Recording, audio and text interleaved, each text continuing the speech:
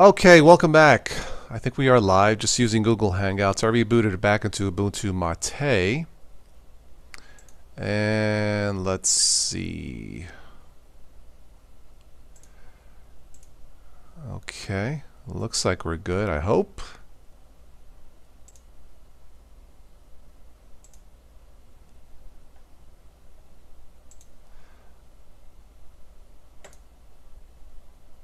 Let's go back to this.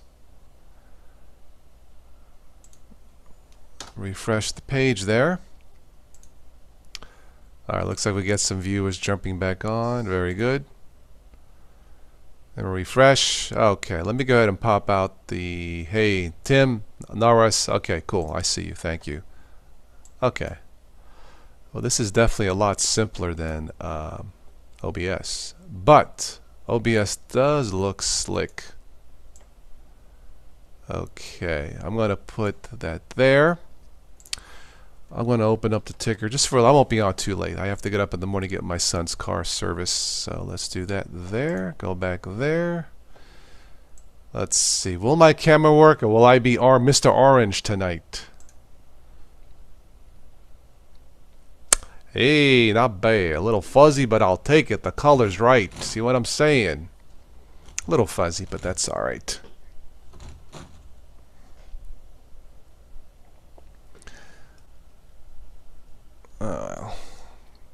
That'll have to do. Okay. Tim, Narwas DT. This is like that car crash that you slow down to take a look. Yes, that's exactly what it is. DT and Tim, if you want to join me, just send me an email like before, and we can talk about we can talk about the slow car crash. You could talk about Streamlabs OBS or slobs.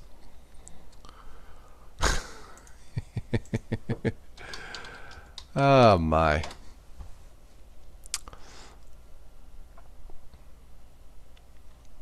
Overall, I like slobs. It looks pretty cool. It can be a bit overwhelming to learn it.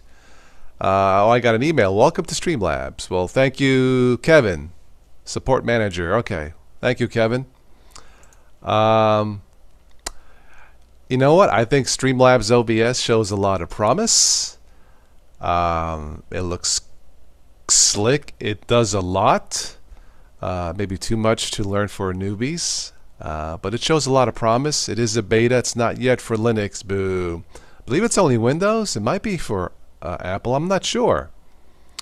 But yeah. I would give it a recommend at least to try.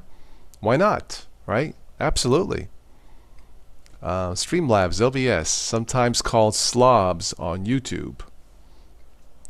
But I usually use the regular OBS. I've gotten so used to that. And of course Google Hangouts. So got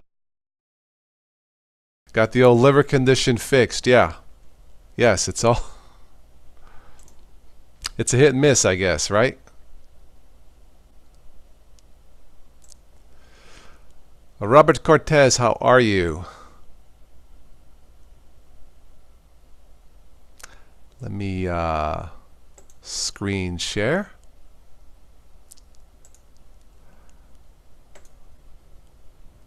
There we go.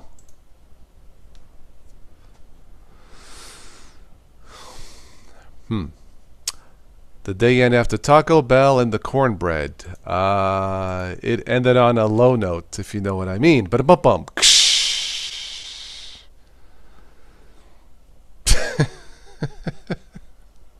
I couldn't resist.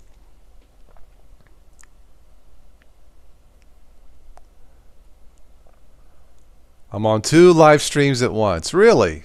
Okay. Double the fun? I don't know.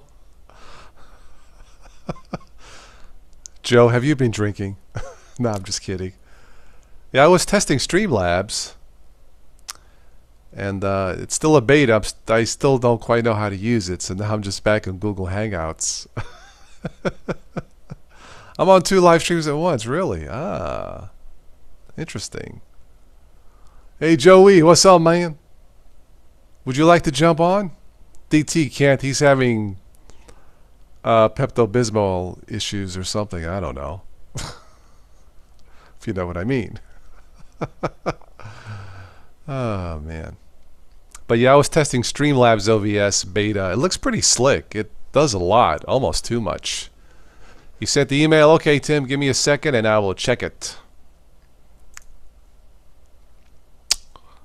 Let me go back here.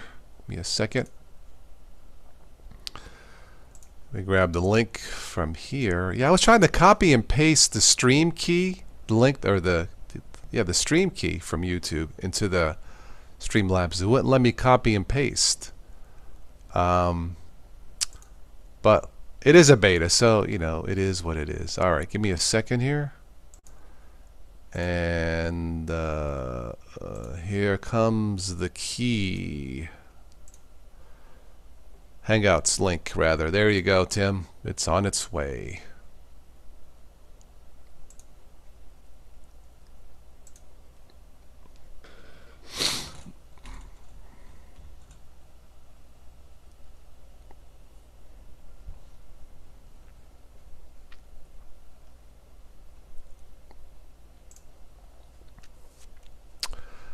You want to jump in? Okay. Give me a second.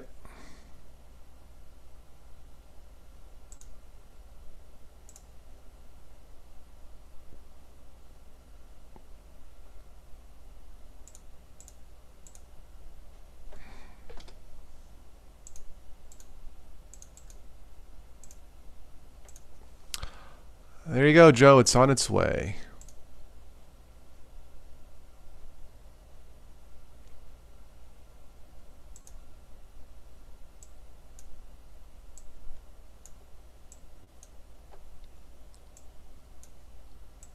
Just my screen. Okay, so wait for you guys to jump on. You were watching Narwas. You were watching your Try Not to Laugh video, and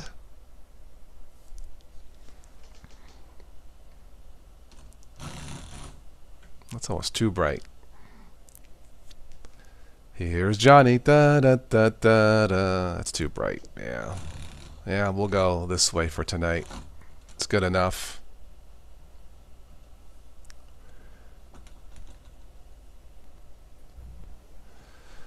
Hey guys. Somebody's. I can hear you. I can hear Tim. I know hear Joey, man. He just gave the hang on for a second. Well, every single time I got to turn the mic on this thing on the Hangouts. Every time. What's your freaking problem, man? How many times you been doing this? I know. You think I know by now. It should save it. That's okay. You know why it's a different? It's probably because it's a different link every time. If it was the same link over and over, but I don't know. Who knows? Could be. I don't know. Yeah, it's funny because if I go onto my subscriptions. Mm-hmm. And I look on there, it shows you as being live twice right now. It's live Streamlabs, OBS report, and then the other one is testing Streamlabs, OBS, Streamlabs. That's weird. Whatever. Okay. So it shows you as, but yet when you click on the other one, let me see if I can open up again. It was only showing you as, or like intermission, but yet I could see the chat going. Interesting. Yeah, it was weird. Yeah, I'll have to go back and delete one. Yeah, I'm still testing this Streamlabs. I'm not doing it right now, obviously. But before, I mean, it looks pretty slick. It's still a beta. It looks slick. Yeah. It does a lot, maybe too much. But well, it looks like it's stopped now, but yet it shows two watching. That must be me, and I don't know who else is watching. Okay. But it doesn't show like there's any real activity, but yet it's still coming up as being shown as live on YouTube. Well, I made the mistake of not looking at the instructions at the manual. Yeah, real men don't need instructions. No, right? but that's okay because I'm a newbie to Streamlabs or Slobs as it's called. So anybody else out there wanted to try Slobs, now you know what you can deal with. Yeah, yeah. Anyway, a sloppy stream. a sloppy stream. Well, this is a newbie's channel, right? So what's new, guys? I haven't been on the computer all day. It's the first time I got on it. I was finishing up those display racks for my son's girlfriend, who's now over. She's got a Renaissance fair she's doing this weekend, so I built 3 tilt type racks for her to put her prints on and everything. Nice. I'm really getting old and slow because it took me 2 4-hour days and then almost a whole day today. It's like I'm still not done with stuff, but. Yeah, I got to take my son's car to Napa in the morning. His AC needs recharged. I think it's not blowing quite as cold. Common thing with GM cars. After a while, you got to get it. Look, they put in a dye, look for a leak, and then with my Buick, they had to put in something. It wasn't that expensive. Then gave it a recharge. It was blowing hot on one side and cold on the other. Anyway, so he's due for a temperature check. control. Yeah. See, usually on those, there's a seal right around on the compressor that tends to go on them. Over time, they dry out or whatever. Even could be. One thing people don't know is that you should periodically run the air conditioner. It used to be old school. In the winter, yeah. In the winter, so it keeps it lubricated. Unless you buy a Lexus, then no problem. Yeah, right. My only complaint about cars right now, I'm glad I'm done car shopping. It's a pain, isn't it? Yeah. In the rear end. How do they treat you though at the Lexus dealership? We actually went to 2 different Lexus dealers, one closer to our home and one more in the metropolitan Minneapolis area. Mm-hmm. The one in the metropolitan area treated us very, very well. And that's who we bought from. Okay. So, the other one, you get out away from the metro areas. To me, it's just kind of, and they, Lexus is a luxury brand, and I'm blessed to be able to afford one of them. We are, my wife and I. And when you get out of the metropolitan areas, it kind of seems like people look at you a little bit differently.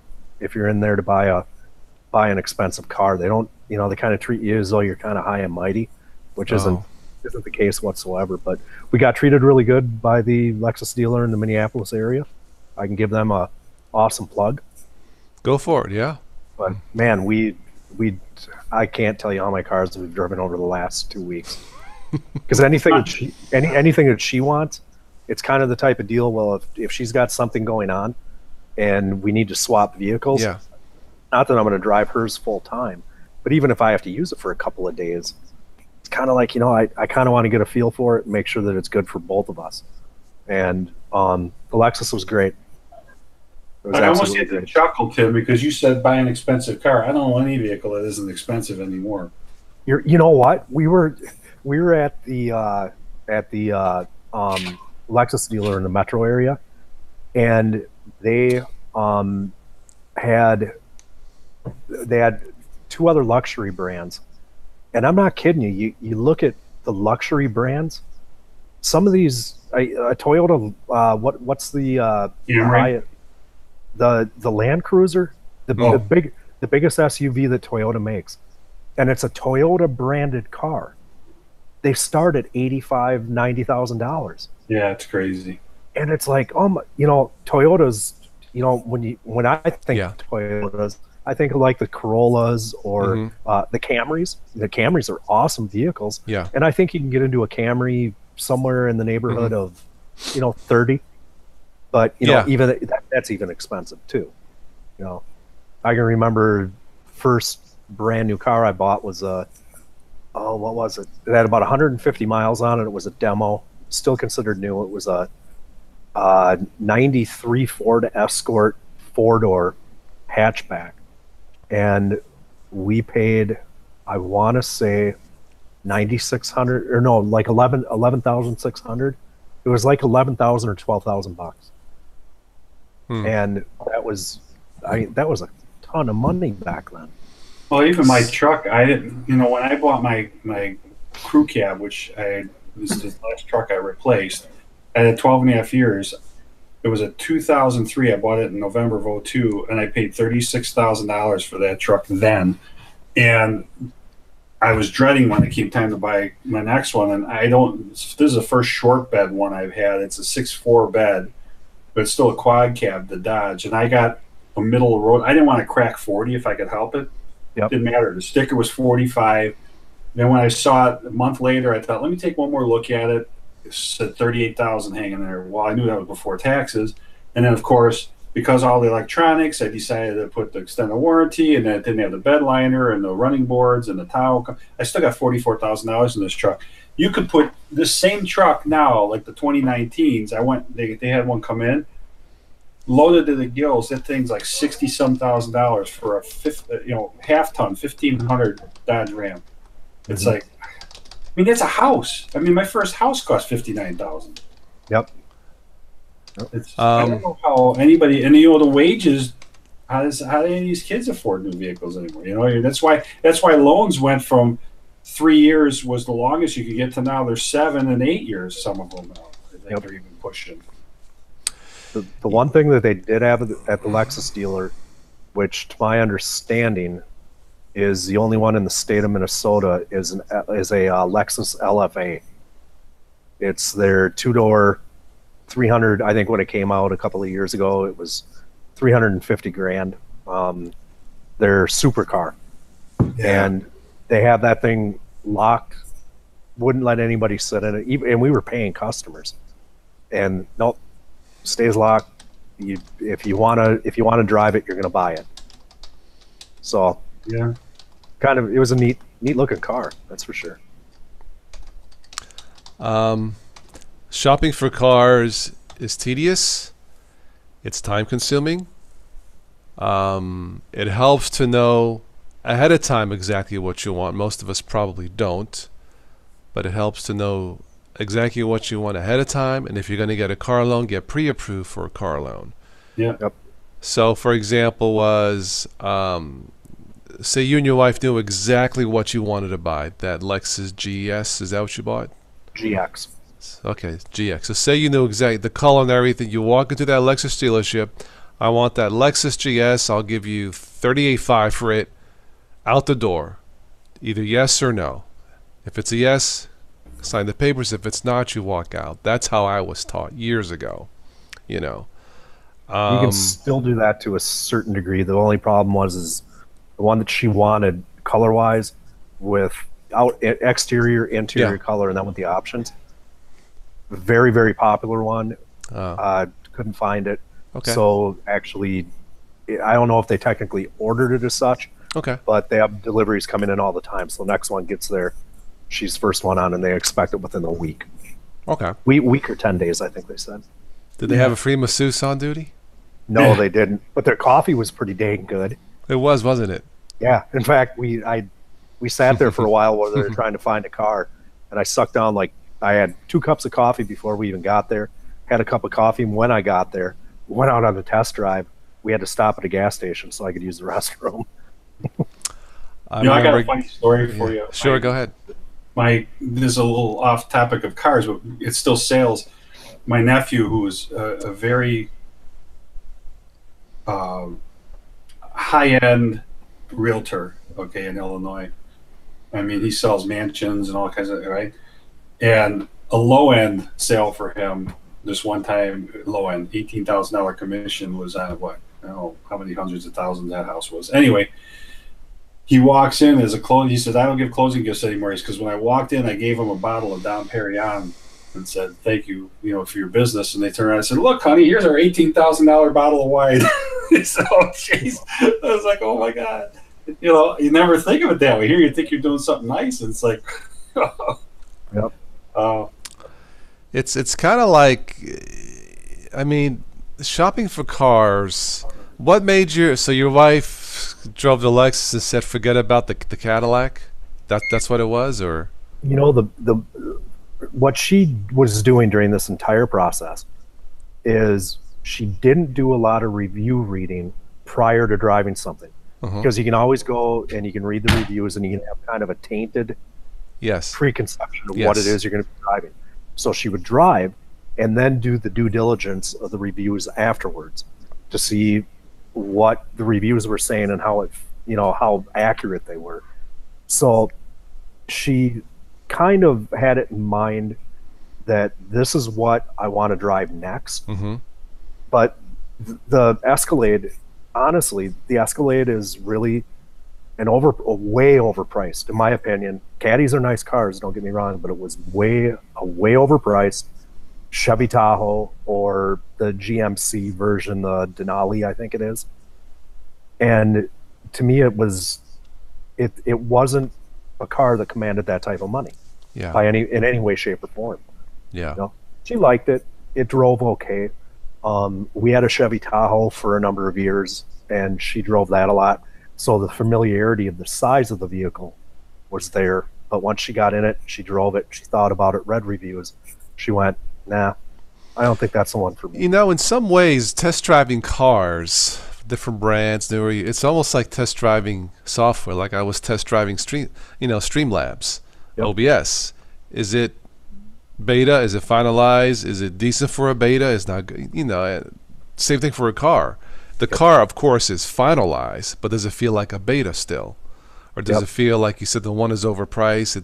It doesn't quite fit price, quality, everything. The one company that has seemed to make good strides, one American car company, would have to be Buick, for what I've read and seen. The rest, Cadillac, overpriced.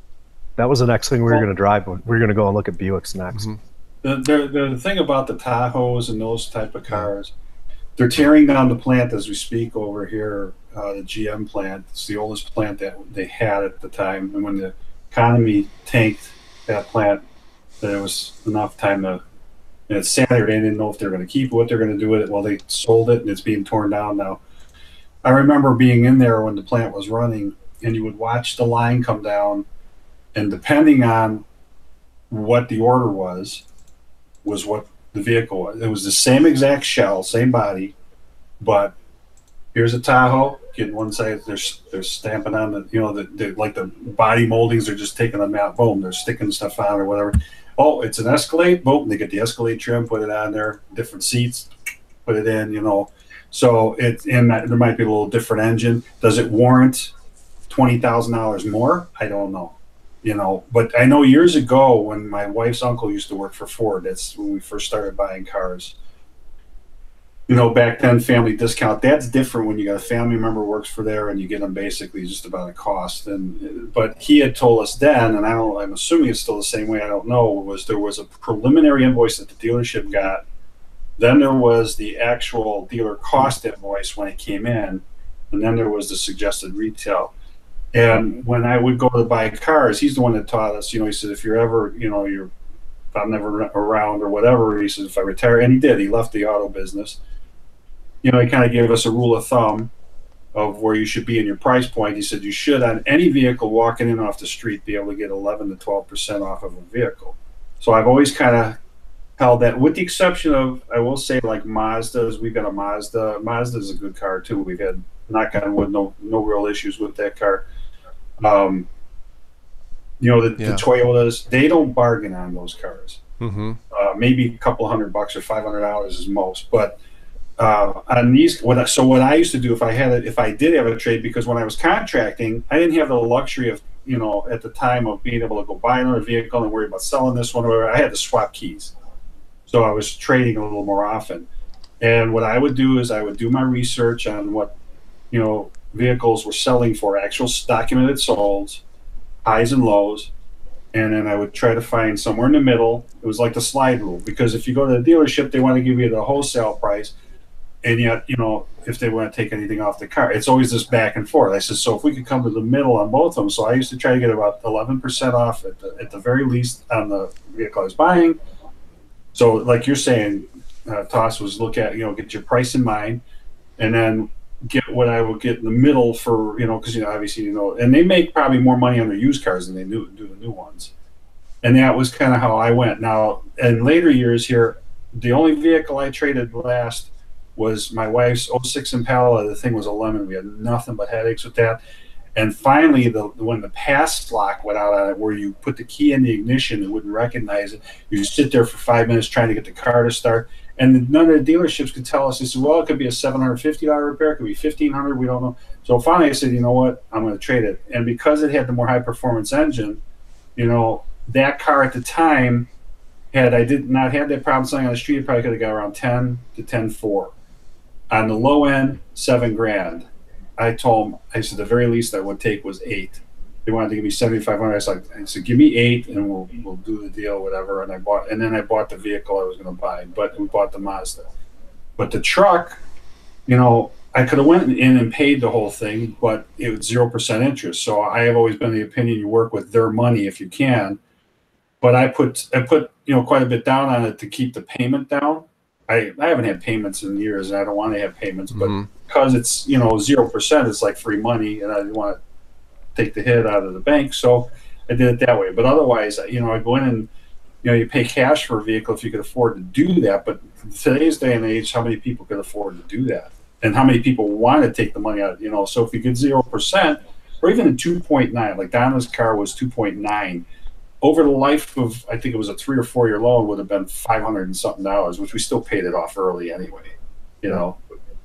So you're right when you're saying you do your homework, but at the same token, it's not a matter of just about the price you're buying for the car. It's what kind of a payment, if you're going to have one, are you comfortable with, because that'll dictate what kind of money you have to play with. Yep. DistroTube has something for you, Joe. Can you see that? Yeah. Joe negotiates on the toss with just make. You don't know me too well. Man. Okay, now listen, Mr. Lexus. I'm going to give you $10,000 for that brand new Lexus, but we're going to take care of your family. Okay, we're going to toss it as a bonus for you. Okay, no. Just for the record, DT, I still know how to make concrete shoes. So there you go. Yeah, you are too. And you're from the land of Chicago too, Joe. Oh yeah. Well, I think I told you guys the story when I had the Toyota. I would get postcards in the mail, flyers. We'll give you top dollar for your trade. So I waited. I traded it for a Buick. I'm still waiting for my first Buick top dollar trade poster. I haven't got anything. I wonder if they forgot about it. Or you get the cards. Oh, we've got a buyer that's looking for your exact vehicle. We'd like to buy. I got that with the Toyota, not with the Buick. Nothing, zero, nada. Joe, you were mentioning payments. My wife and I are lucky enough that through our retirement, rather than getting a car payment, I can borrow against my a portion of my retirement funds. Yeah. So we essentially get zero interest. But I was talking, the F&I guy, the finance and insurance guy, I asked him how many people come in and actually pay cash for a vehicle, because you always see the commercials around Christmas time with the Lexus in the driveway with the bow on top. Yeah. You wonder, okay, yeah, the guy just went out and bought his wife a new car, but they've got, $500, $600 a month car payments. And he said, surprisingly, that it's only about, if people come in and buy, not lease, if they come in and buy at that specific dealership, he said that it's about 6 or 7 out of 10 that are buying, and they're coming in and they're paying with cash. Yep. They're coming in, going through the sales process, the purchase process with the finance people. They get their bottom dollar and they say, okay, we'll see you tomorrow. And they come back in with a cashier's check. How they are arranging the funds, he doesn't know. Yeah. But that was really surprising to me. Really surprising. Well, and that's just it. I mean, like Chrysler had 0%, so I used theirs and whatever. It didn't matter.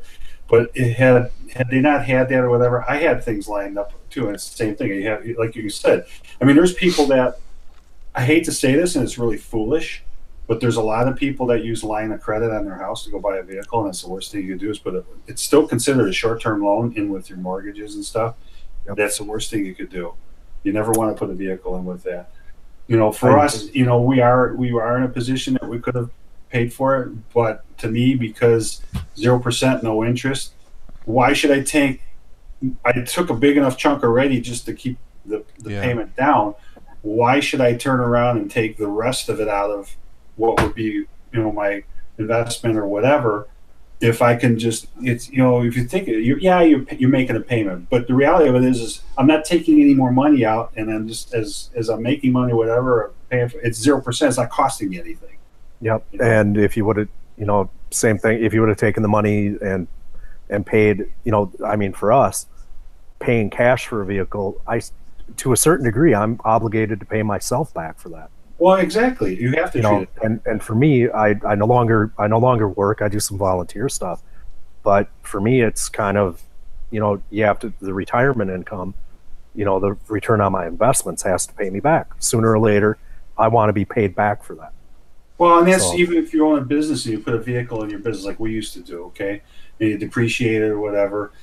You could, if you don't want to put it into the business, you could lease it from yourself, but then you're going to pay income tax on it because it's money coming in that you're paying yourself. So, it's the round robin with this stuff. There is here's another thing. Years ago, my kids were little or whatever. We had the misfortune of having two vehicles go bad on us at one time. One was basically an accident, and the other one had electrical issues that developed at the same time. So I wound up having to get two vehicles, which was killing me. I mean, I tried to borrow a vehicle for a while to see if I could get one fixed or whatever, and for my in-laws, and they couldn't spare it, so whatever. So we went out, we bought it. My wife said, it'll be fine, I'll work it out. So what it was is when I bought this other replacement vehicle, when I got to a certain point, they always used to say, it's illegal to put a car loan or car on a credit card. But I always played the 0% balance game with the credit cards too. I looked at it and thought, okay, if I'm paying at the time, the interest rate may have been, who knows, 6.5%, 7%, whatever it was. It was higher rates back then too. And they were doing the 0% card. I put the van that we had bought on the 0% card, and I paid it off in a year that way because I didn't have the interest bogging me down, And the other thing too is there's a lot of people get in trouble with using the credit cards, 0% or whatever, and they pay all the back interest because they don't pay attention. If you divide up the payment or whatever your balance is over that point of what it would be if it's a year or 18 months or 6 months, whatever it is, so you know that in the last period you're going to pay the whole thing, it works out really, really well. And you could build your credit very quickly doing that too. My son wanted to pay his car off right away. I helped him buy his new car a year and a half ago, and I told him, don't. I said, pay it out a minimum of a year. You've got good credit already, but you need to show different types of credit and how you pay for it. And you need to I used to own a mortgage company, Joe, and one of the things that I always told young home buyers, you need to have established credit. Mm-hmm. And you're not going to do that by going and buying a car and then, say grandma unfortunately passes away, leaves you enough to pay off a car. Don't do it. Put the money in the bank, gain some interest on it, put it to good use, and keep the car loan for a year and a half to 2 years. That really, a year is a good spot. It always seemed like 14, 15, 16 months was really a good sweet spot. Yeah, he was about a year and 4 months when he finally paid it off. Yeah. And the interest on it, he was 2.4 or something like that with the interest, or 2.2 or whatever. I mean, if he took it the whole life of the loan, he would have had $300 and something in interest, I think is what it was. So it's not like the interest is there, but I get it. He doesn't like payments. He doesn't like that either. But he did listen to me, and he did that because he actually, my wife being a realtor, he was looking at, he wanted to get pre-qualified for a home. He's going to wait one more year now, they decided. But he's gotten qualified by himself for what would be a really nice house. So I mean, he's done well. I've taught the kids. I said, first and foremost, you protect your life and your health. Secondly, you protect your credit, because in tough times, that's what's going to get you through things. Yep. And so often people, these kids come out of high school and their credit's already in the toilet because they just, they want to have everything now, and they don't think about how to do stuff. I've been saying lately that the most important or the best operating system is yourself. Use it wisely, because life is an operating system. Think about what we talked about here. And this is just about cars. What about buying houses, or like relationship, men and women? It's a lot to learn. Yeah. Definitely. Well, and you got to have proper guidance, and unfortunately, there's not every parent, learned well themselves or whatever. My parents grew up in an age you didn't have credit. In early years, maybe later years they got a card or whatever. My father never liked to carry a balance, even when he got one. But my wife had a person years ago that he had sold a couple of properties, and he decided he wanted to buy one. He never had a credit card in his entire life, and he had the cash, but he wanted to go for a loan for whatever the reason was on this particular property, and they turned him down because he had no credit history. Yep. He was basically like starting from day one. I call this Streamlabs report, but life is a lab and we're streaming right through it, aren't we? Oh yeah. But a bump bump. No, Yeah. but you mentioned about having no credit. One of my relatives years ago told me a story. I'll never forget it. He says he went to the bank to apply for a loan, I think for a house or a piece of property or something. So he says, I was never so humiliated in my life. I said, what happened? I'm sitting there with my wife, and I'm talking to the guy, presumably the loan officer, whatever. And he says, Mr. So-and-so, do you have any money? My relative says, if I had money, would I be here talking to you? Yeah. Italian style. Yeah. So he gave him all the information, and he says, okay, let me go see what I can do. So my relative says, this is what, I'll tell you what he had to go do. This guy had to check with his boss. His boss had to call Fort Knox. Fort Knox had to call God just to say declined. He says, by the time they were done, they could count how many hairs I had up my wazoo. Years later, when my relative is somewhat successful with property and pizza shop, he goes to the bank for a loan for a different piece of property, and the same guy happens to be there. So he says, yes, I'm here to apply for a loan. Well, of course, Mr. So-and-so, that's what we're here for. Follow me. It's like, you phony son of a... Yeah, right. Awesome story. They had years ago when I was first starting up in business. It was still my first couple of years. Within that window, it was actually before 2 years. I had plenty of credit accounts at vendors, and they had said, you need other types of credit. Mm-hmm. So they said, go out and buy a truck if you need a truck, or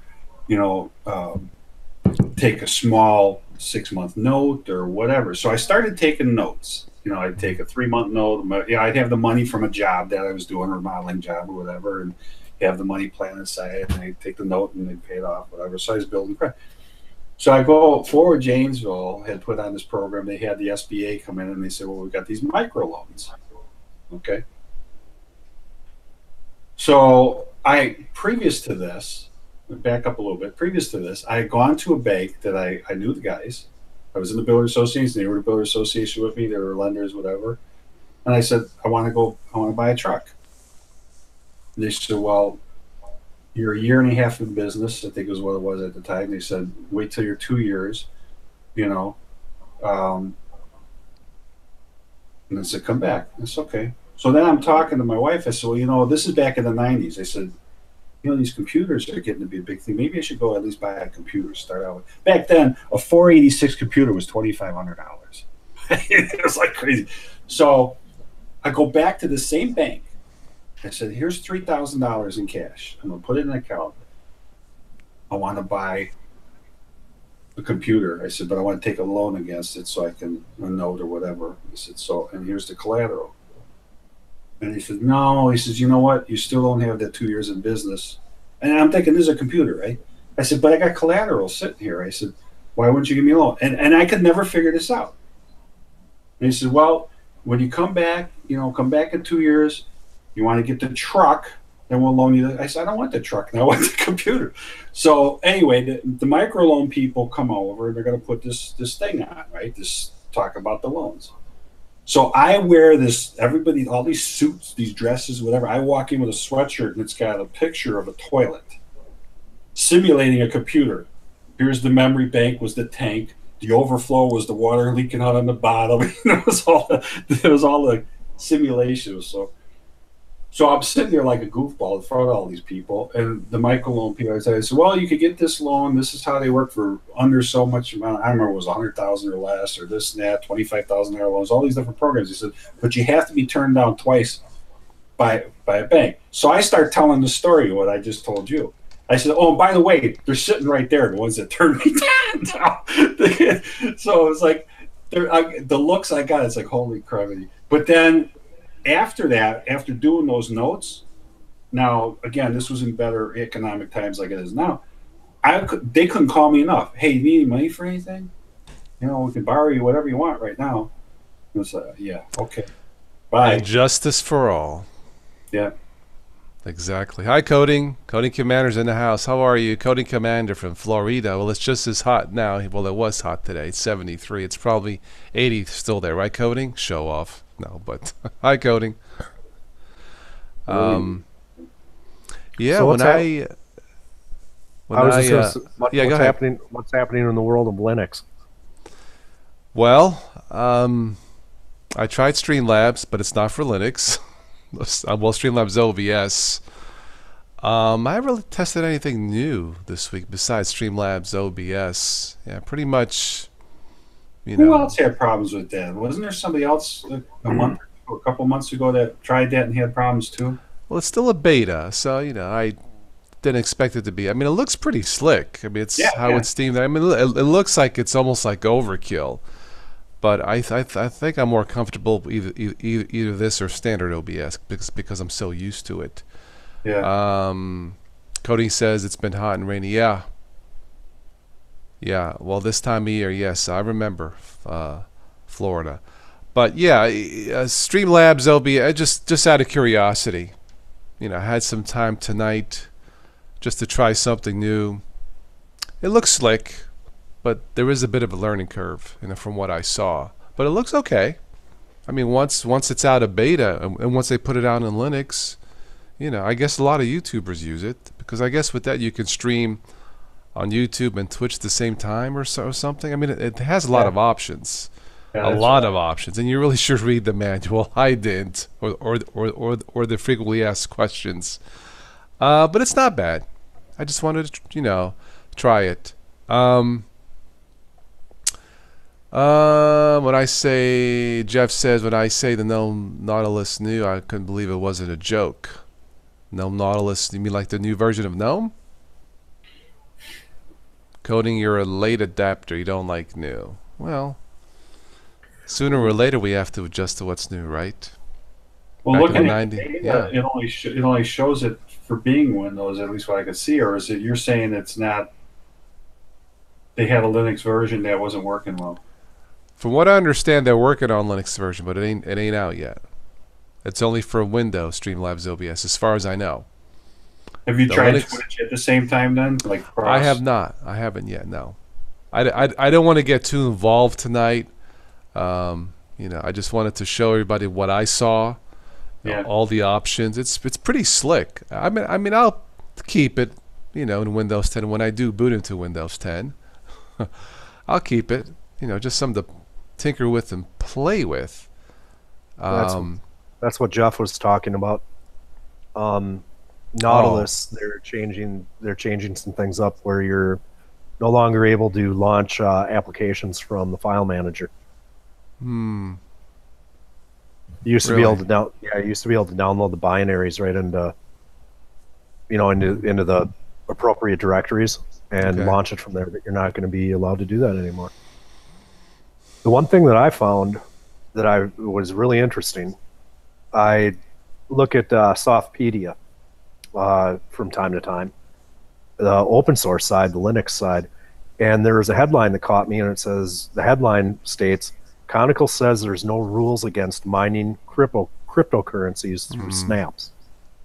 Kind of going back to the whole thing that was uncovered with the malware, if that's what we want to call it, if that's the word to call it nowadays. But I read the article and it seemed kind of strange to me. They say that they're going to make sure that there's integrity and security surrounding the snap packages, but who was the originator of the article though, Tim? It's on Softpedia News. And where did they say the content originated from, or was that their story? That's their story. In fact, Toss, you mind if I post the link here? Go, yeah. Yeah, because that to me, I was going to say, because if that was the case, Canonical wouldn't have jumped on it so quick, or whoever to pull the snaps out, the malware out of the snaps that were there, because they know that's bad news. Yep. The way that I read it. Well, the headline basically states as if they're quoting Canonical, but I don't remember seeing that. I guess we'll have to look at Canonical and see what they have for that. That's what I would do. I don't think Ubuntu is quite there, Mark, as far as them acting like Microsoft. I mean, Ubuntu, any Linux is still going to be far more private right now than Windows 10, in my opinion.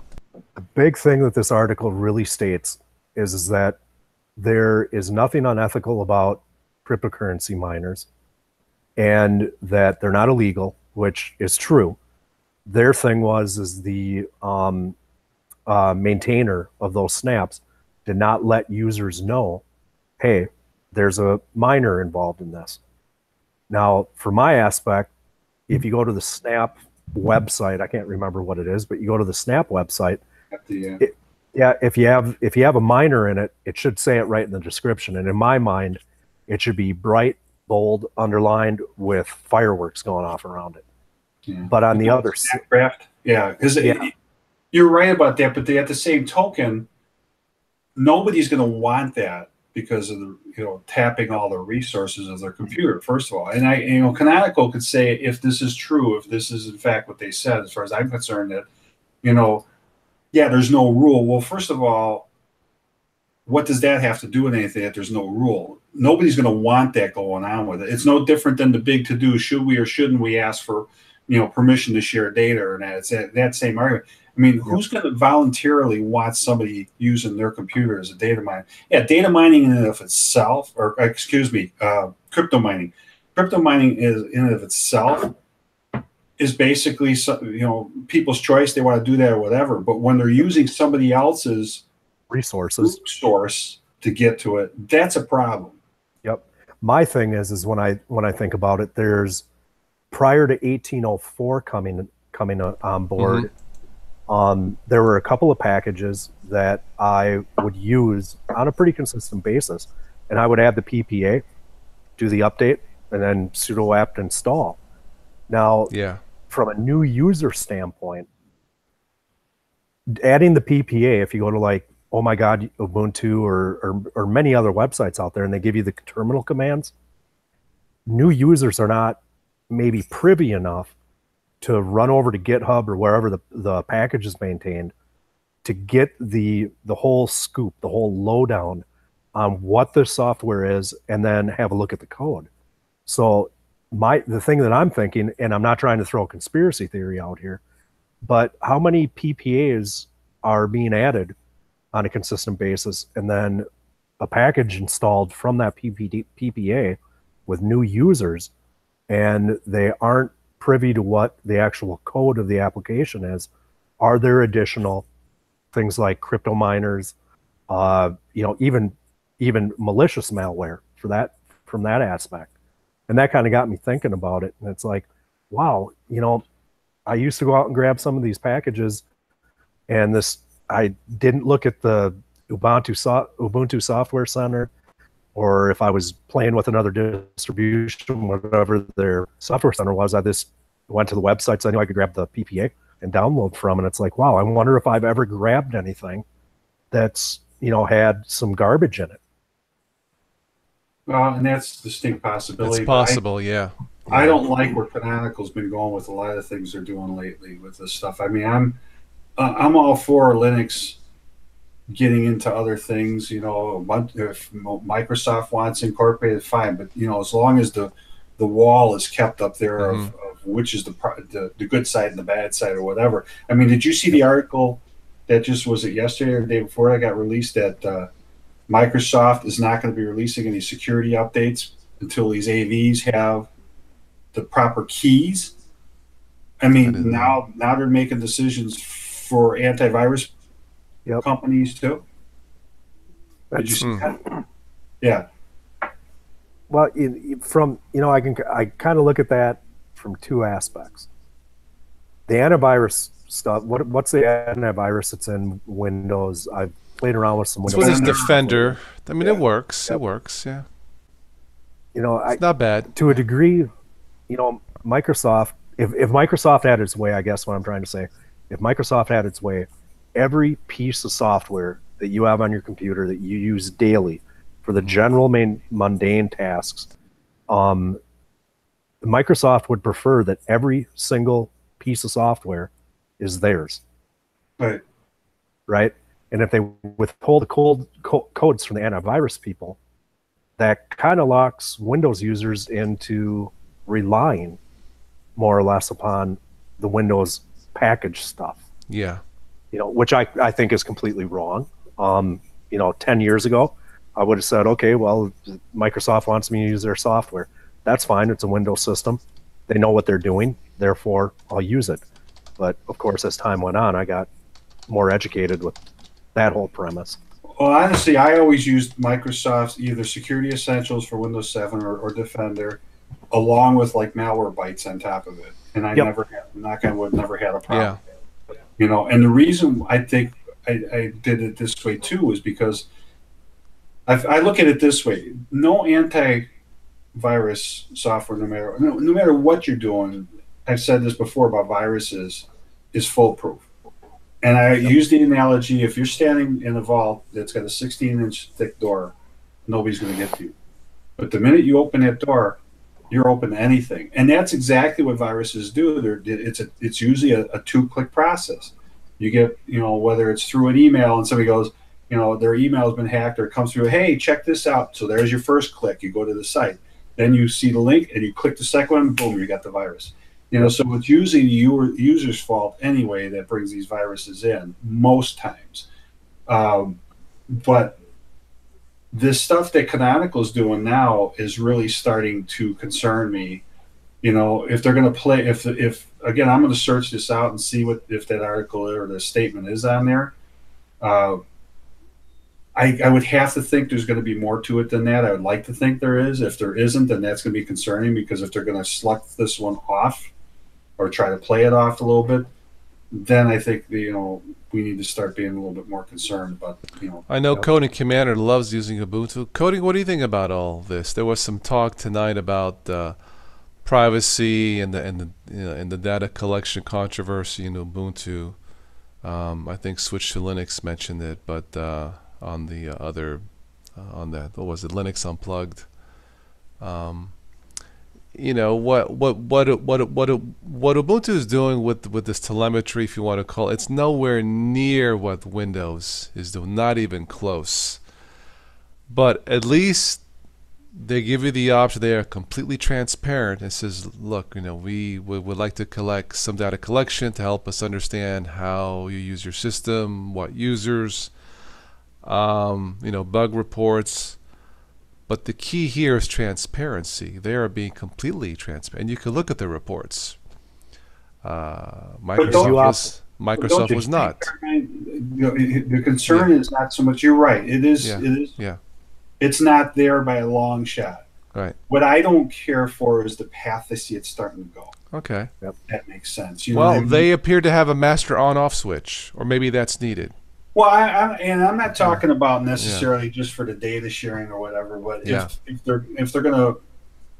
if you start seeing more things like this, again, going back to the article, if there's any validity to it, and it's like they're going to play off like it's, well, sorry, it's the start of things. I don't want to turn into something bigger than what it is. No, I understand what you're saying. Don't blind yourself and shut your eyes to it. Think, right. I mean, if the faucet leaks a little bit, how long will it take for it to be like a waterfall? I know what you're trying to say.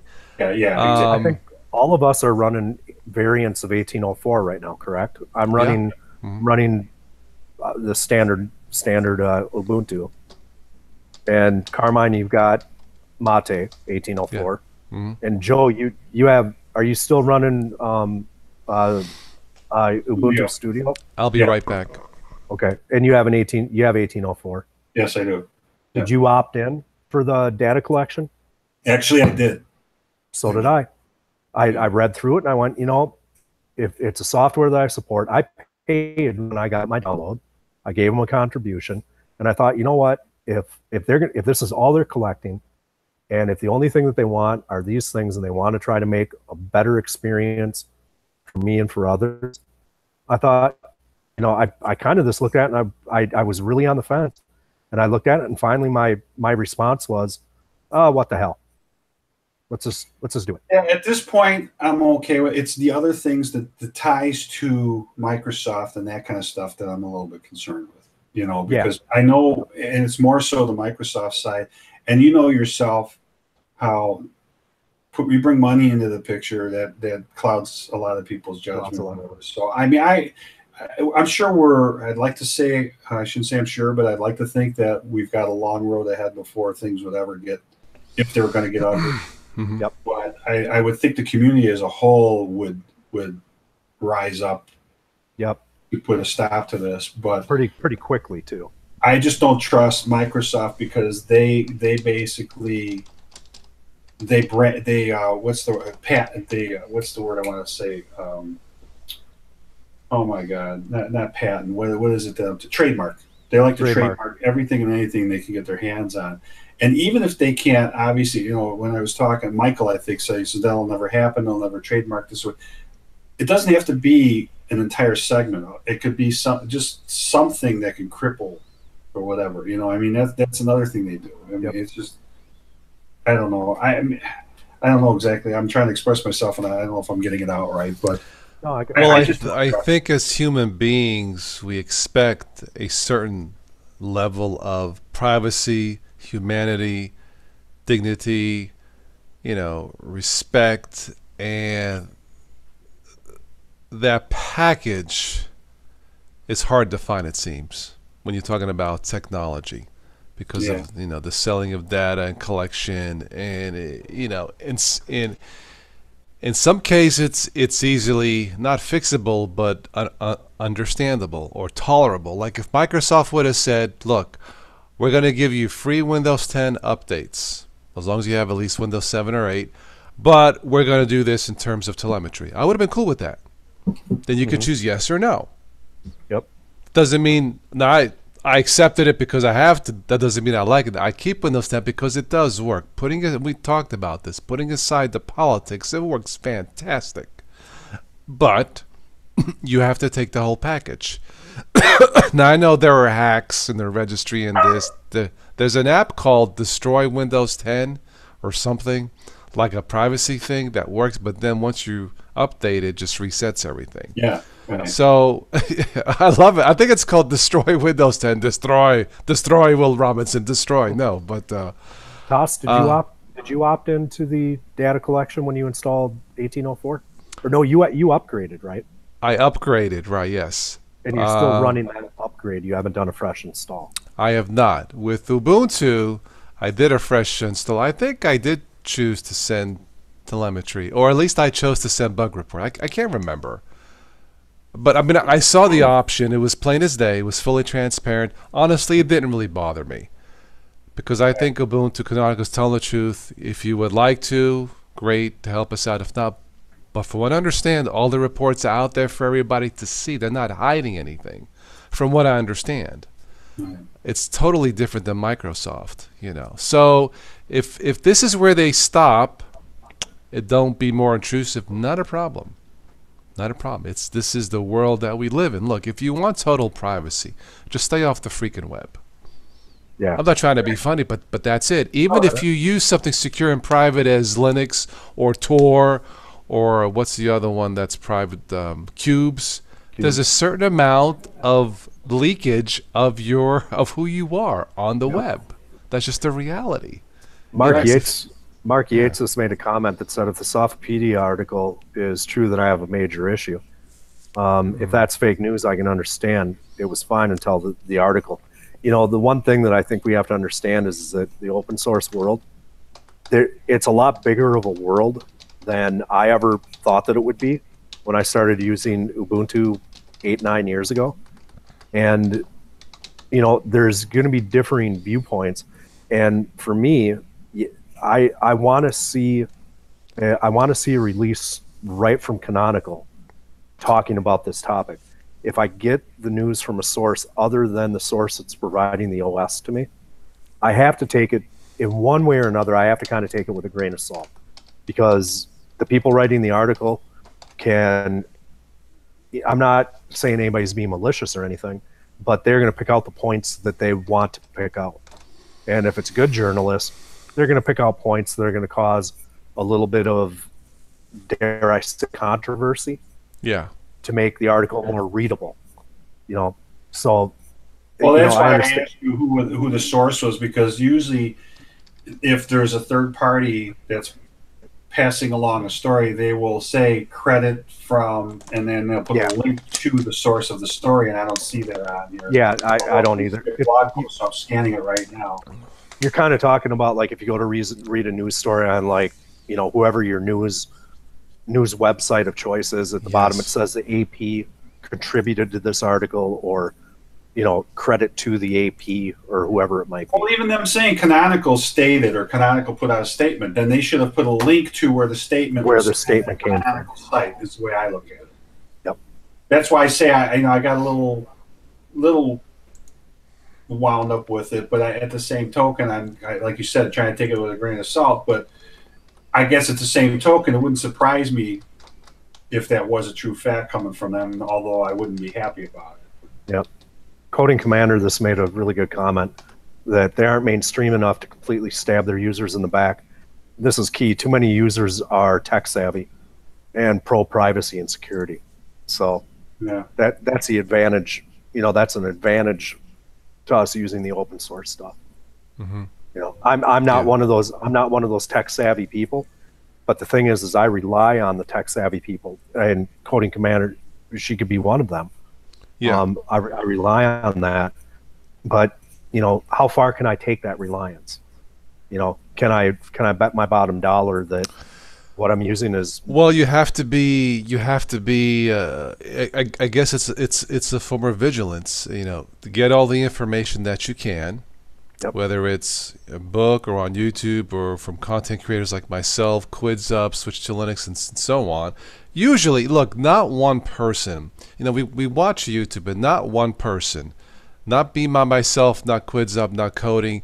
We're not going to know it all. There's just the information is. The technology universe has exploded. It's hard to keep up. Carmine, yeah. Sorry. Yeah. I was just saying that blog. Now there was a link to an Ubuntu blog. Okay, it's blog.ubuntu.com, and then there's a link to it. It's trust and security in the Snap Store. I mean, I can't post a link on here, but but the thing is in reading this, evil, naive, or interesting. If you read through it, that's the second paragraph. It says the first question worth asking you in this case is whether the publisher was in fact doing anything wrong, considering that mining cryptocurrency is not illegal or unethical by itself. Okay, the perspective was indeed taken by the publisher in a question here. It says who informed us of the goal, was to monetize software published under licenses that allow it, and it goes on to talk about it, so I won't read the whole thing. But the point is that almost sounds like the statement, but the way they captured the statement, they made it, they put it in the light like Canonical, again, I got that's like, oh, no big deal, or Ubuntu. So I don't know. I don't know what the real message is here, but I guess if you want to look it up, go on Ubuntu blog and look up the trust and security in the Snap Store. I had the pleasure of talking with. Sorry, I didn't mean to cut you off, but it's fine. That's fine. I had the pleasure of talking last month with Alan Pope, one of the team members for Ubuntu. We chatted over an hour. Wonderful, wonderful person from the UK, and I didn't want that interview to be like 2, 3, 4 hours, so I don't think I ever brought up what we talked about security or privacy. And you want to know why? It wasn't just because I didn't want to make it a 2-hour like interview, but it's because I feel private and secure in Ubuntu or Linux. It wasn't really necessary for me to bring. Maybe I should have just to talk about how that opt-in opt-out works. But if I had somebody from Microsoft, that's probably all I'd be talking about. Is privacy and security and this and that. But with Ubuntu, and hats off to the Linux community and developers in general, privacy, now I'm not talking about going on the web, but talking about the core system, privacy and security is not an issue compared to the other OS. Now, if I get a hold of Martin Wimpress from Ubuntu Mate, maybe I'll talk about it more, because I think it's probably a fair topic. right now. But I have no problem using Ubuntu Mate, and how they collect data and how they allow you to choose to opt in. I have no problem. They're being completely transparent, and that's the way it should be. But I can understand if some people are, gee, if it starts here, where does it go from here? And that's a valid answer or a valid question. But for now, I think Coding Commander says, I ask you feel secure. She says, for now, yes, not a problem. And she's a paranoid person. Okay. Well, look at Firefox. I feel fine for now too. Yeah, Cody. Firefox is the same way. They started with a little here, a little there, and now they're making some really poor decisions. I mean, I think you can't. I don't know if you can really compare it to Ubuntu. And you're right. I mean, Linux is still, to me, the best choice for your operating system. Above all, if you can make use of it in every facet of your life that you have to or should or whatever. Well, yes, it still seems. I think because they are being so open and it's open source. If Ubuntu or whoever, ABC Linux, was to do something contrary to the common good, the community would catch on like now and spread the word and say, don't use Ubuntu, don't use ABC Linux, don't use that. They would immediately, because the community is the shield. It's the watchdog. Yeah. Kind of like Anonymous, So that's why I think even if Ubuntu or whoever wanted to be sneaky and go that extra, they can't, because everything's open. Yep. Right. Well, and you don't want them to be, become the lesser of two evils when you're using an opera. I mean, I don't know that they'll ever get there either. So. I think what it is, what it is? I think is everybody's so passionate about this that when you see anything that seems like it's wavering from the core belief of it, you get like right away. You can't help but your skin starts to raise. Well, Coding says my answer is don't drive yourself crazy about the unknown future if you're safe right now. Yeah. Live for today. Yeah, I totally agree. Be aware of the possibilities. But you're right, Coding. That's why right now, in Ubuntu Mate or testing Peppermint OS and my old ThinkPad or whatever, I feel quite comfortable. I don't feel insecure or feel like I have to go the extra mile to be secure. In Windows, I do feel I have to go the extra mile. I have to run my antivirus. I have to run my anti-spyware. It's more maintenance. And that's fine. That's the way it is. That's the price I pay for my stability in Windows, and it is stable. Everything seems to work. Play my games, multimedia apps, graphics drivers in Windows. It's not a problem. Never was in my tests. But there is a price to pay in Windows, and that's maintenance. With Linux, with Ubuntu Mate, whatever, there's a lot less maintenance. Updates don't take as long. You don't have to reboot 4, 5, 6 times. But the trade-off is the bugs here and there, multimedia and this and that. Now my webcam is working great. The other night it worked like crapola. I have no freaking idea why. It could have been the internet. I don't know. But Coding's right. If you're cool with things now, enjoy it, because sooner or later, if someone in the open source community, whether it's Ubuntu or whoever, tries to do something sneaky. Yeah. It's impossible to be sneaky. Someone's going to catch it, right? So. Yeah, and for me, I think the reason I opted in too with this is because, again, being the new LTS release, it still has some minor little crashes and little bugs, whatever. And if this is going to tell them things that's going to help them better it, that's the way I looked at it, and I didn't mind it so much. And the funny thing is I haven't really seen a update notice pop up on here and maybe it's because I tend to always go when I log in to the way I update. I don't give it a chance sometimes, but I really haven't seen an actual notification update on this yet since I've had it. But it might be my own fault because I'm always looking to update it, every time I'm on it. So, Joe, what do you have for your settings in your software and updates? Do you have it? There's some settings in there. Right. This one I left for the LTS only and all that, but the daily, it's usually check daily. Okay. And you told it to I think the default is download and install security updates automatically. Let me take a look here. I haven't, See, I actually changed mine to display immediately. on both the Right. both of the different types of updates. Jeff Pearson. I hope I'm saying that right, Jeff. Yeah, download and install automatically. Yeah. Yeah. Um, he made a comment saying that he has not had an update break my computer since switching to Linux. Right. And you know, I have to honestly say, and one of the reasons I kind of stick with Debian-based distros is when I'm using a Debian base, I've never had an update bust anything. Now, I've played around with Manjaro before, Solus, I've played with that, and every so often an update would hit, and it was like things just didn't work right. The OS, this kind of took a tank to one degree or another.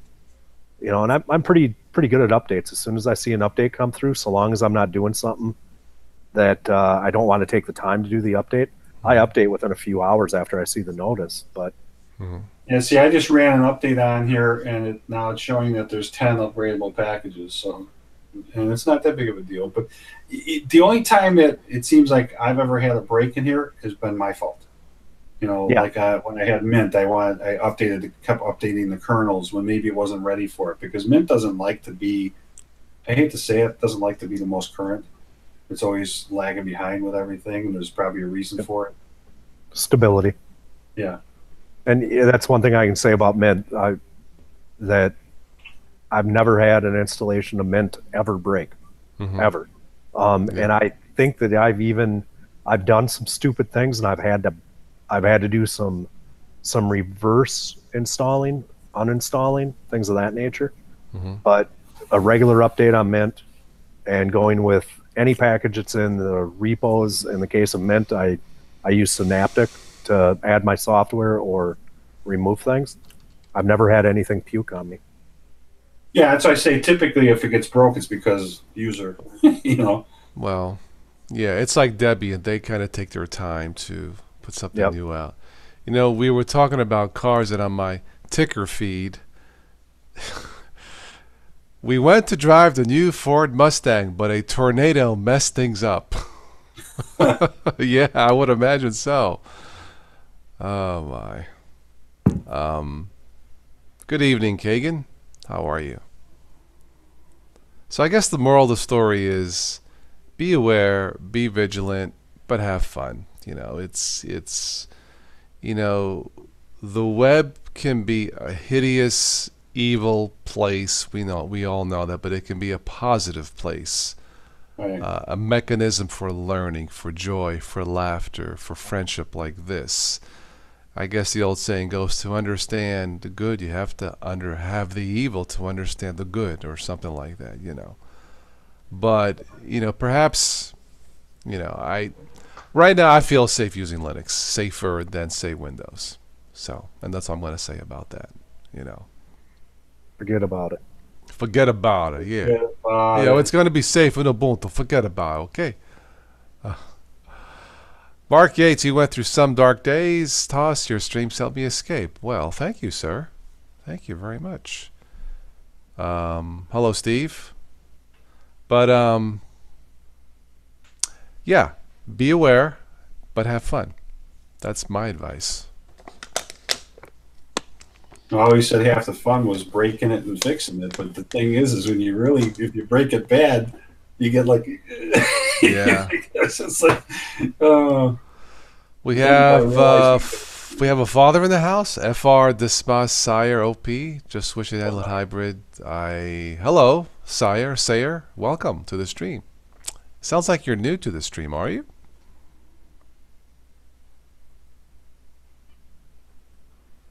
But yeah, I feel more comfortable using Ubuntu or Linux or whatever Linux than I am Windows, because I know that when there's an update, it's not going to take too long in Linux.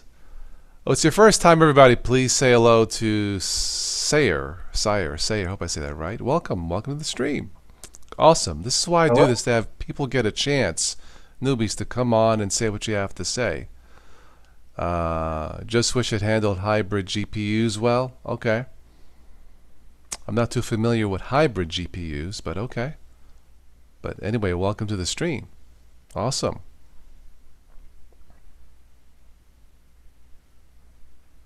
I think I had a poll last week or mentioned I was thinking about doing something with the channel, like in terms of live streams, like on a set schedule, like 4 days a week or nights, days, like a set schedule with specific topics.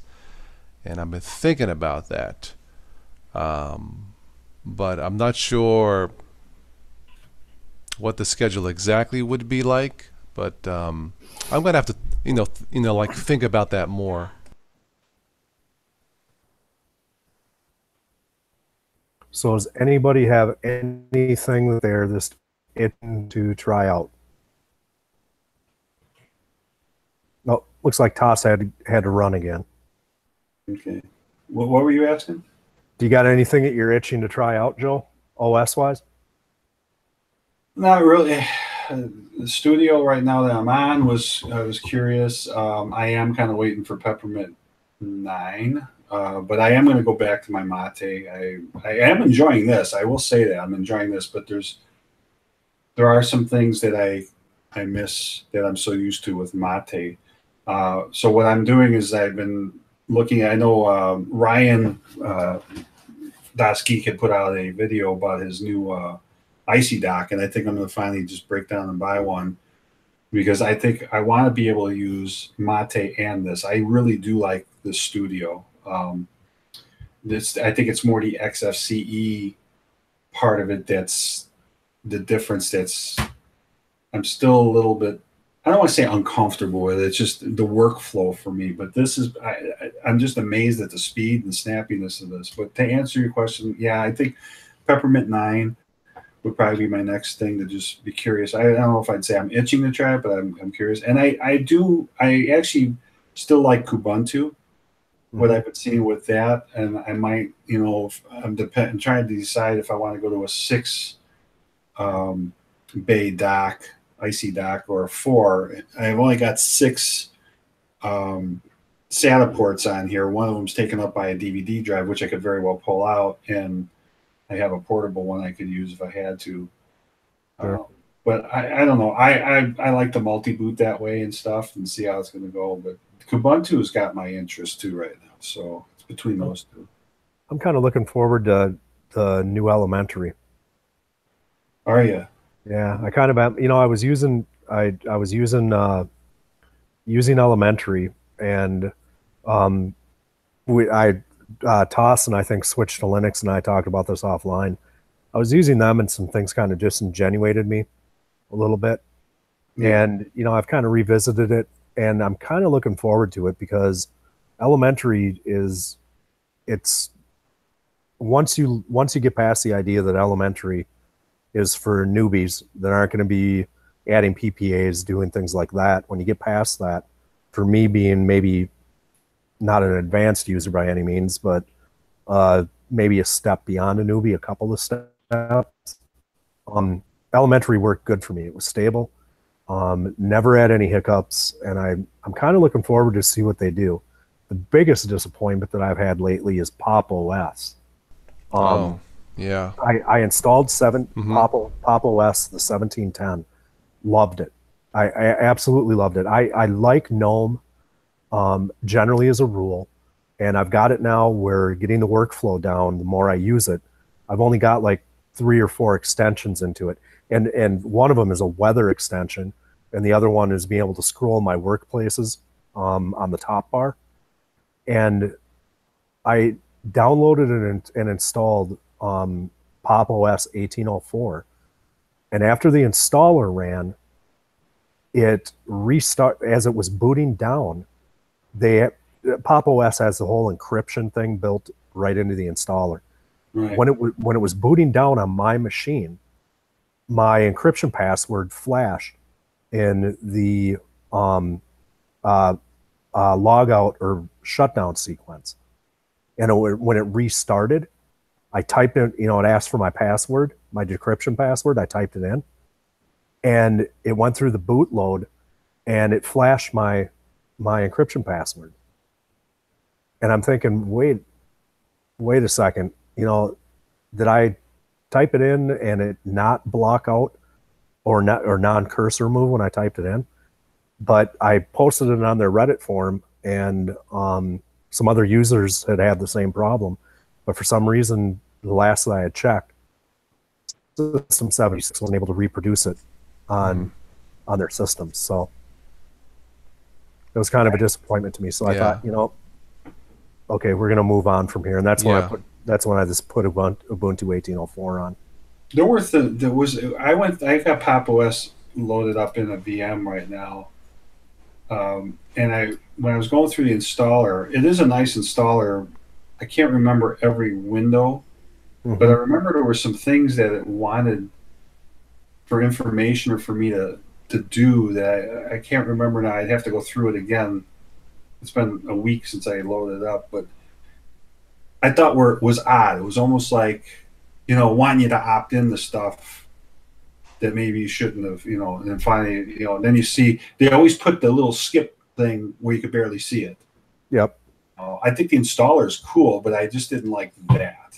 But I think Pop! OS is a pretty decent OS, but again, you're working with an OS that is being derived by a hardware manufacturer. And if I was in their shoes, I would optimize the OS to run on whatever it is I'm shipping out the back door, hardware-wise. So I don't know if that has something to do with it or what, but 18.04 with Ubuntu, I think it's a little bit of a step forward from 17.10, as it should be. But with Pop! OS, to me, it's kind of like they made 17.10 and it was really good.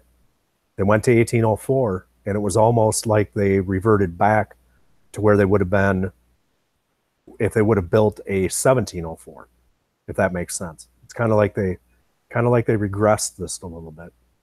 Yeah, I hear you. Sometimes that happens, I think, with some distros. Don't you think, Carmine? You've reviewed enough of them where sometimes they do It happens. take a couple of steps back in order to make a big leap forward eventually. It happens, sure. Yeah. I mean, you do enough testing like I have. I've seen it all, man. It's kind of disappointing when it happens, but sure. Windows, when the Windows 8 came out, technically not a distro, but I thought it looked fantastic. It was different. Just put a start button. Microsoft didn't do it. There was backlash. They did 8.1, kind of a start menu button. Then they got it in Windows 10. So they took a few steps back. But then the telemetry, it's a never-ending cycle, But with Linux.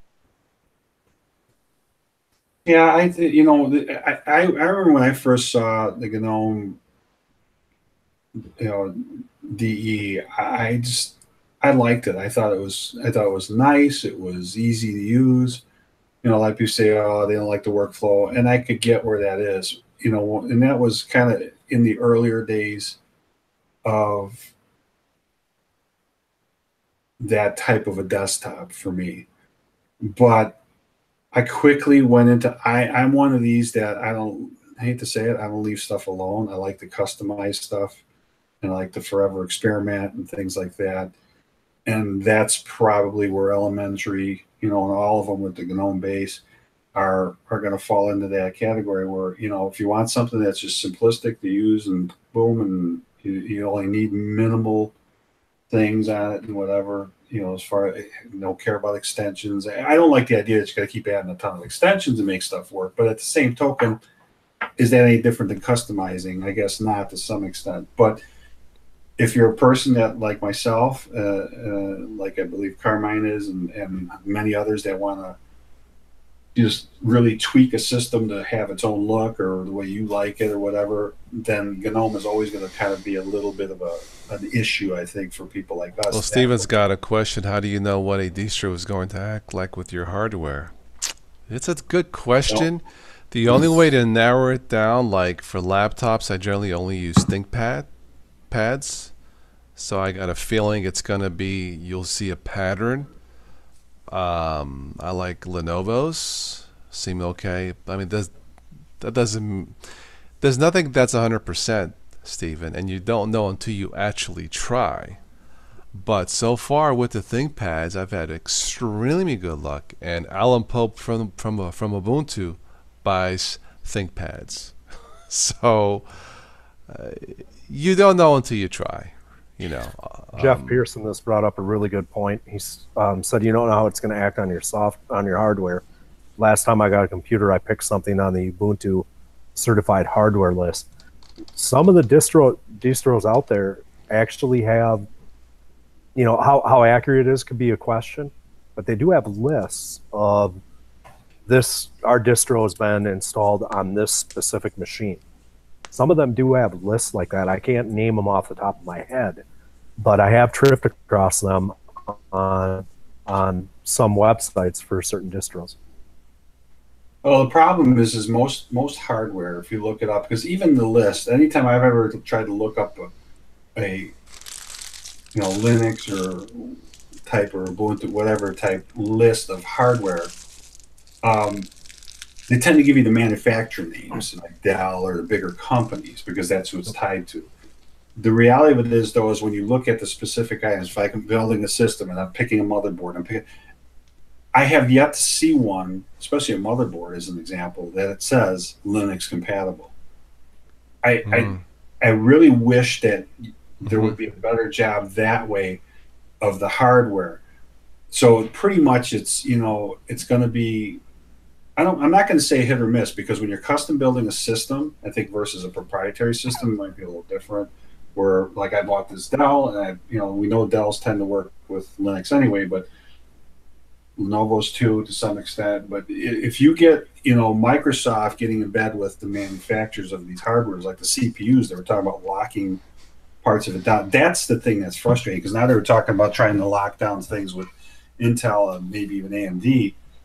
Then that could be a problem for even custom building a system, And if you remember, I don't know if you know, about a year ago, it's probably pushing a year now, that's exactly what they were talking about doing, was having the CPU manufacturers lock them down to where they wouldn't take Linux at all.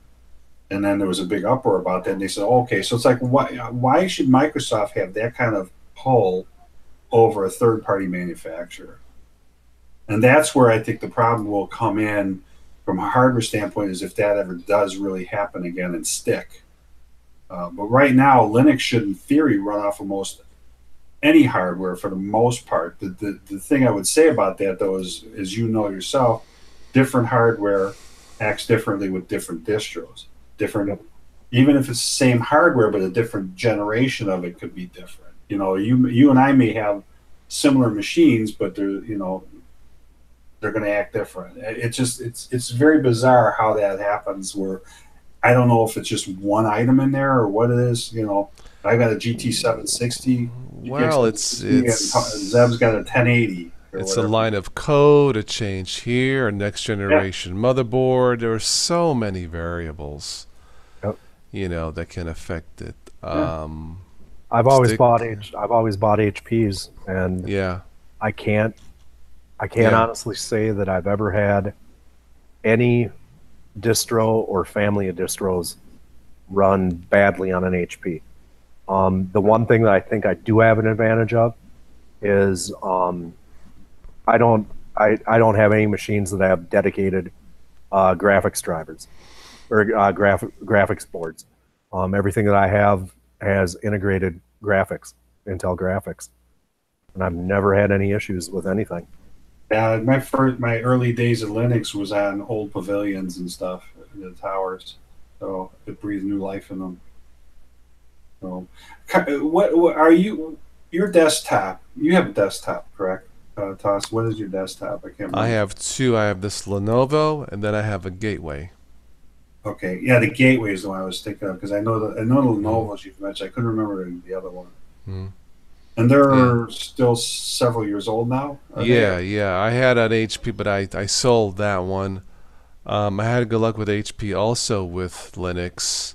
Yeah, these are pretty much outdated machines, but they play nice with Linux. I'm going to hold on to them a little bit longer. But again, Lenovo, ThinkPad. ThinkPad was IBM. Now it's Lenovo ThinkPad, right? If I'm not mistaken. They seem to play nice. So, when you find a good marriage, keep it.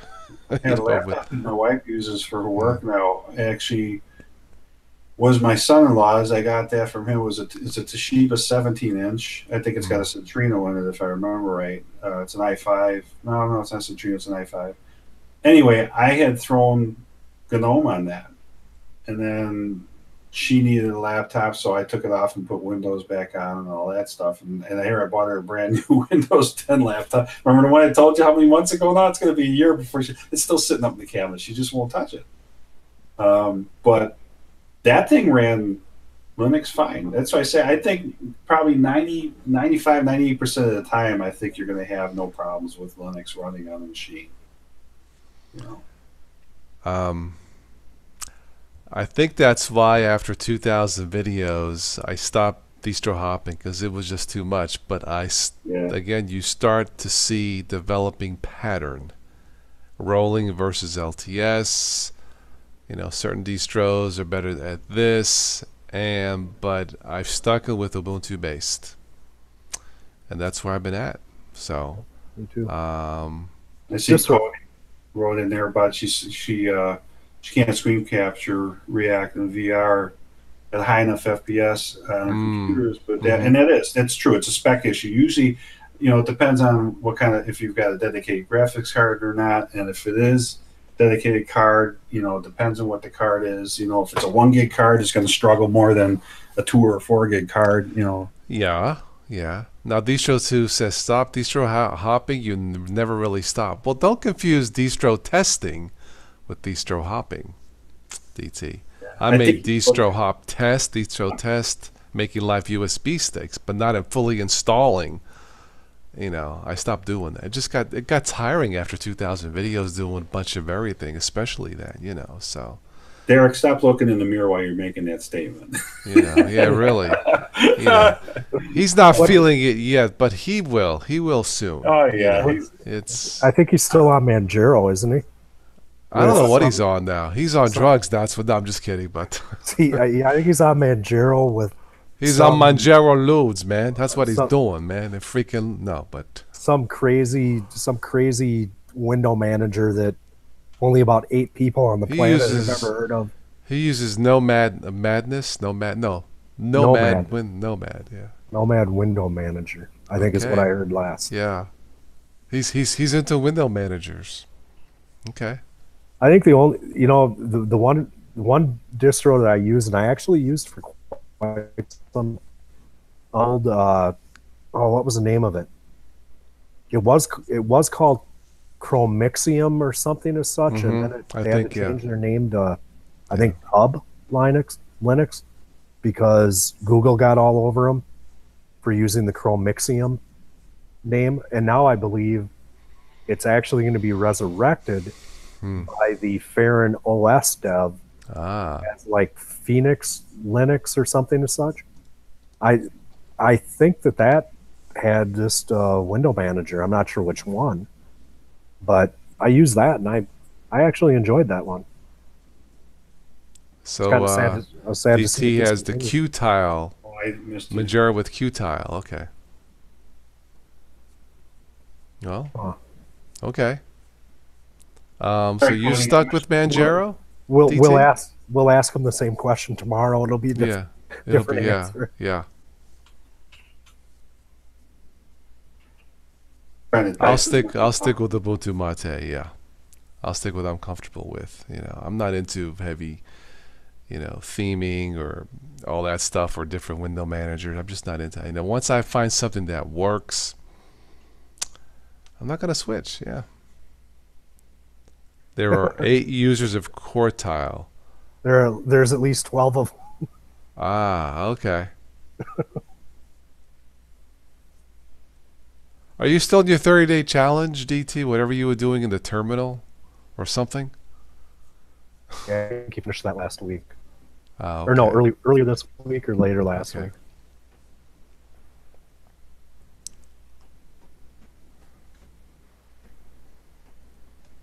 Okay. What time? It's almost midnight, so I need to wrap this up here in a few minutes. Let's make this the last call for comments and questions, and we'll wrap it up for tonight. Tomorrow night I should be on around about 10 p.m. I'll send you guys links before the weekend chat before Tim. I know I sent you an email, so Yeah, I think I sent you an email. Okay, you replied back. Okay, I replied back to you. Yeah, I'll be on probably about an hour before, and we can chat then offline.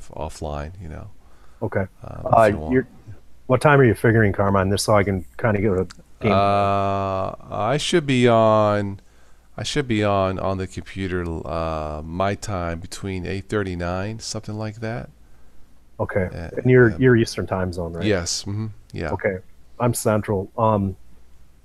I'll figure on being in front of my machine by tomorrow's Friday. 7:30. Yeah. You're an hour behind me, right? Yeah. Okay. So 9 o'clock here, it's 8 o'clock there. Okay. Can I be in front of my computer tomorrow night at 8 o'clock uninterrupted? Okay. Yeah, Okay. I'll be on my machine by about 8 o'clock tomorrow night, Carmine. If anything changes that schedule, I'll email you. Let me know. Yeah. Yeah, Ben, if you want to join us tomorrow night for the live stream, sure. You messed up. Jeff says you messed up, bought some games on now I want something with better integrated graphics. Okay. DT has never been married, have you? That's a good husband, yes. Well, it's a good team. I always make sure I check with my wife. I don't know what tomorrow's topic is gonna be. I'm not. I don't know. I was catching up on Ancient Aliens, and they mentioned a report that came out last December. Something called ATIP, the Advanced Aerospace Threat Intruder Program. It's really fascinating stuff. So I may talk about that tomorrow night because I think the best technology is the one that we don't yet understand. But that got me thinking. Did I ask my wife?